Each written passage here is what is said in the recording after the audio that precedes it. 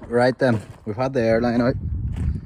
We've blown some of the dirt off the 6.8. We've give the knotters a going over, sharpened the knives up, give them a little bit of grease,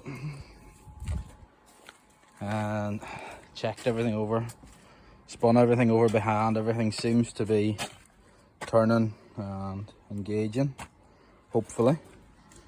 The only thing I'm noticing is the trip here doesn't want to climb the whole way. You watch it. Well, of course it climbs now the whole way. Anyway, that wasn't climbing the whole way a minute ago, so we'll call it good luck taking a video that it works.